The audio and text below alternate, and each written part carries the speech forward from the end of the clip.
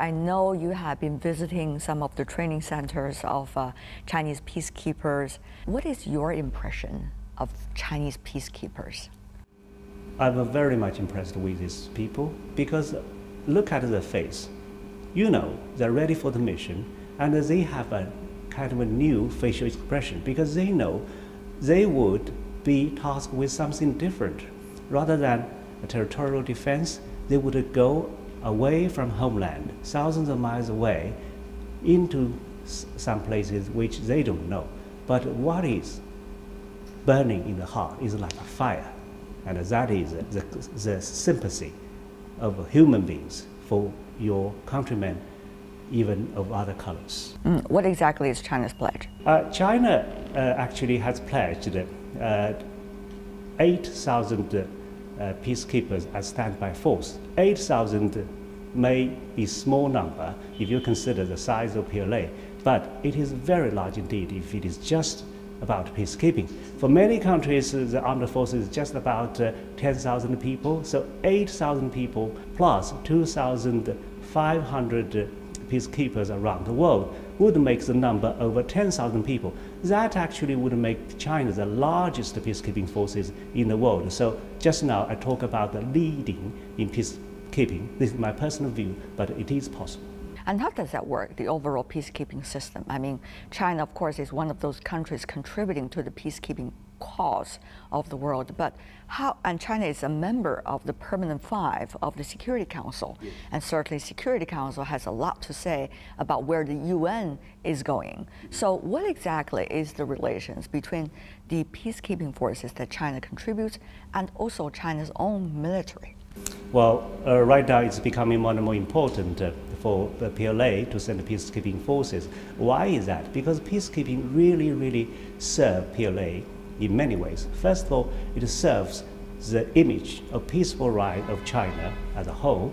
Second, some principles like no use of force, impartiality, touch a chord with the Chinese principles. Either, the principle of non-interference, or it actually echoes the time-honored principle laid by Sun Tzu, subdue the enemy without using force. Mm-hmm. So all these kind of principles. Of course, is a legendary figure, a master of military strategies. Yeah, so the military ethos of PLA echoes that of peacekeeping. So that is why I argue that PLA should really lead in peacekeeping in terms of the large number of forces you have, in terms of the image you want to build, in terms of the real good capacity, which include almost everything, from good equipment to well-trained soldiers. Why don't we contribute more? But then people would ask Senior Colonel Zhou, what exactly is China's intention behind this big decision to send such a huge number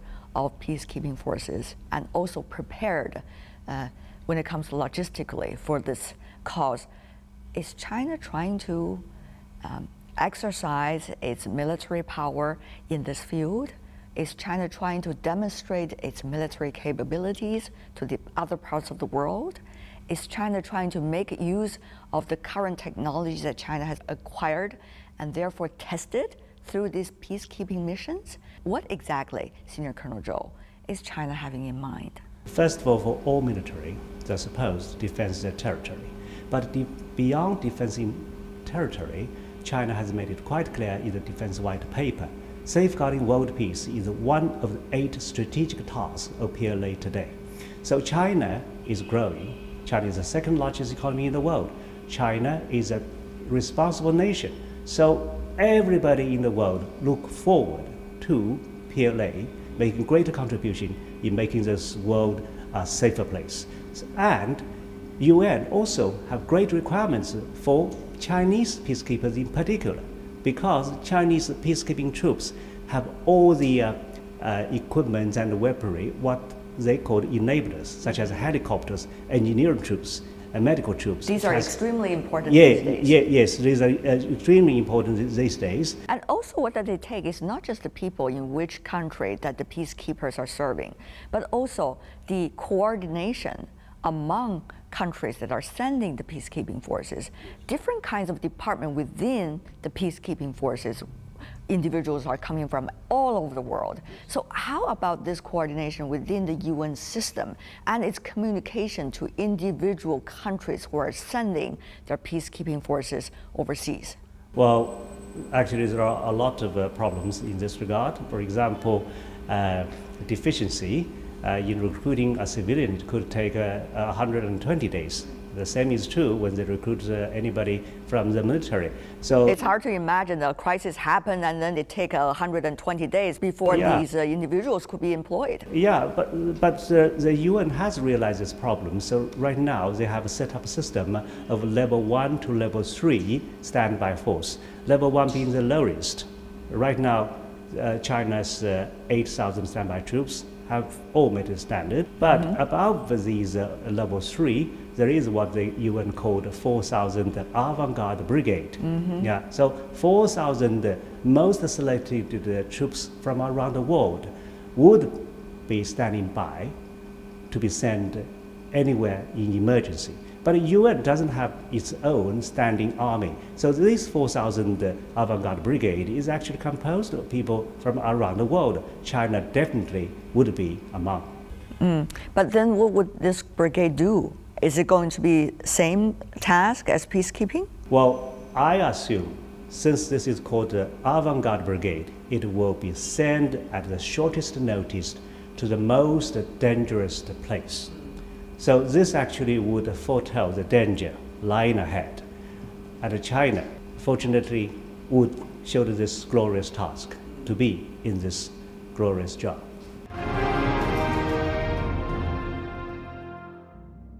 Senior Colonel Zhou, it is not just about the peacekeeping forces and also the system of peacekeeping. It also has a lot to do with the political stability of that country. That's why you need peacekeeping forces. Yes. In the example of South Sudan, in which 2 deaths occurred of the Chinese peacekeepers, many opinion leaders have been suggesting after the incident that actually in that country, there was no peace to be kept. That's right.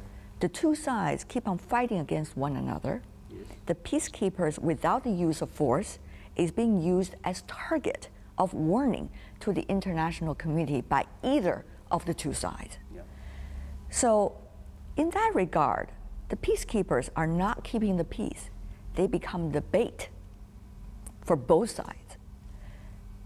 What exactly does it tell us about the nature of peacekeeping these days and the dramatic change that needs to happen? That is why, as I said in the beginning, the task is becoming more complicated. In the past, it's just observing peace. Right now, these people are supposed to protect civilians, monitor political process, or protect human rights. All these kind of jobs that were not on the shoulder of peacekeepers are now on the shoulder. So they are facing a total very different picture, different situation. Yeah, and 98% of peacekeepers are sent actually to protect civilians. So this whole picture has changed. So that is why the violence since 2008 has tripled, and so has the number of peacekeepers. But what can an individual country do in order to better protect the forces that are already part of the UN peacekeeping forces, their safety?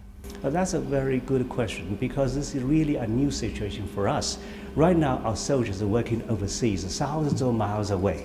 Yeah, and they do not know the local situation. For example, Mali is a francophone country where essentially people speak French, and our soldiers do not speak French. And right now, of all the missions around the world, 70% of them are in French-speaking countries. All these negative incidents have happened. What should we learn from all these incidents? We should have better information, not only from the local governments, but also from the local peoples. And Senior Colonel Zhou, when you talk about civilians, at a time in which terrorism and extremism become rampant, it is very hard to identify who is civilian and who are those extremists and terrorists. And therefore, once again, what has become the nature of peacekeeping? Has it become the most dangerous task? I would think so, because right now it's about the human conscious. Without sending people to protect these people in disaster, what can you do? Right. If you don't do this, how can you ignore all this situation proliferate? So this is a kind of a dilemma. So right now, peacekeeping is in the most dangerous time, in the most chaotic place. The overall international system regarding peacekeeping has to change and evolve with the latest development.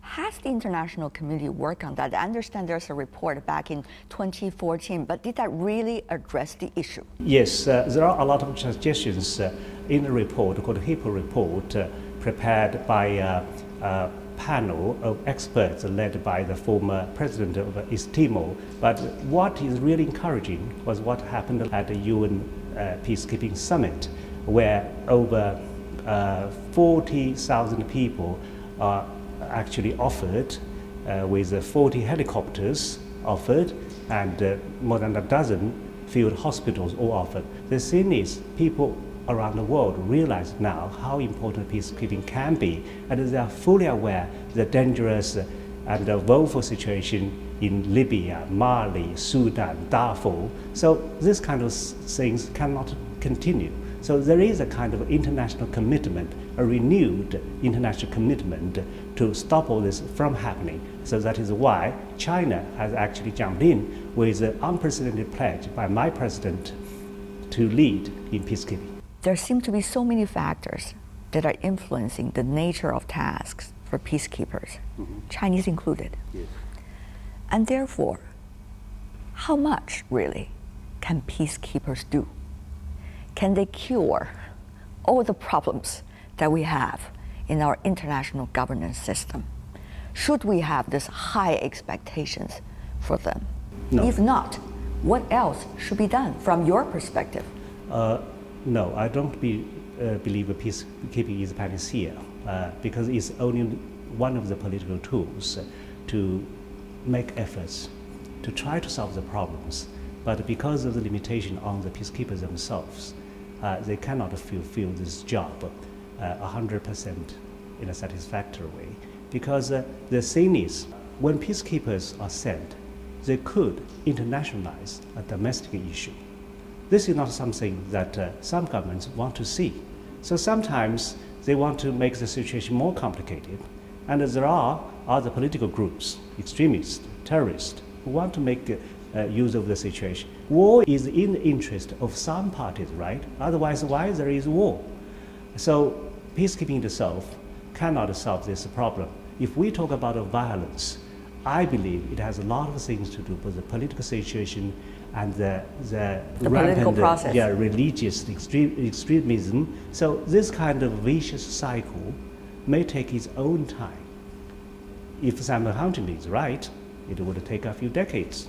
Senior Colonel Zhou, what do you think is the next step for Chinese peacekeepers around the world? This is a grand picture. Right now, Chinese troops are deployed in 9 mission zones in 6 countries. One is Lebanon in the Middle East, and all other 5 are in Africa. So most of them would be deployed in Africa. What I'm thinking is whether they could actually collaborate and cooperate with some other Western countries in peacekeeping. Right now, there are so many requests for China to cooperate with these countries, European countries, or even the United States, or even the African Union. So this is a common cause of the mankind. If China could contribute in its own humble way, this is really good news for the world. Thank you so much, Senior Colonel Zhou. All the best to Chinese peacekeepers. Really appreciate it. Thank you. Thank you.